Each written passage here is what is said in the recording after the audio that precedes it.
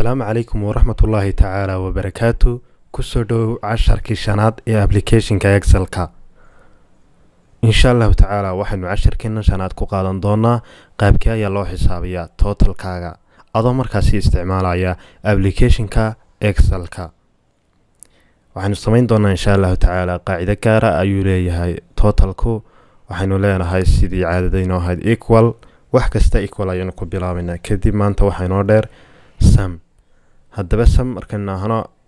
inaynu tan laba jeer click siino iyo inaynu xarafka tab doorano keyboardkeena halkay tab ku qoran tahay ee caps logo ka sareysa ayaynu dooran doonaa insha Allah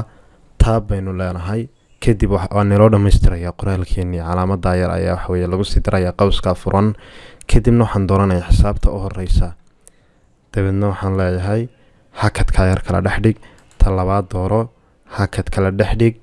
isla markaana talabaad dooro waxaan leeyahay saddexaad dooro hakad kala dhaxdhig ilaa ta afraad aad doorato ta afraad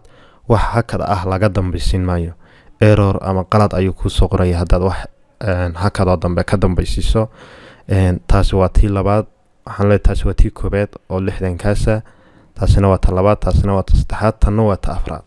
kadib marka soo dhameystirato enter ayaad leedahay markaasi 96 ayuu ku soo qormay hadayna madaxa maskaxda saga geynana waa 60 loo geeyo 30 waa 90 laba loo geeyo 4 waa 60 90 iyo 6 ayay markaasi soo baxaysaa waxaanu kala xisaabin doonaa insha Allah ta'ala xisaabtan labaad waxaanu leenahay equal sum bayn leenahay waxaan taabanayna xarafkii taabta isla markaana taasin dooraynaa hakad tan kala dooro hakad tan kala dooro hakad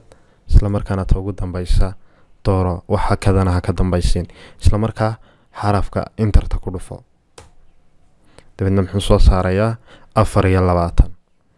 marka 3 loo geeyay 4 waa 7 5 loo geeyay 12 bay noqonaysaa 12 kalena u gee 24 tabtaasi ayay noogu soo baxday marka casharkeenan shanaad waxaan ku dhiganay qaabka loogu soo saaro totalka xisaabta adoo isticmaalaya maxay formulada yar equal sum dabadna taabde ama qowska fur isla markaana xisaabtaadii ta koobaad soo dooro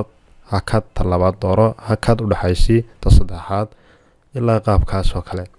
marka insha Allah ta'ala ku celceli si aad u fahanto oo maskaxda ugu qabato insha Allah. Assalamu alaykum wa rahmatullahi ta'ala wa barakatuh.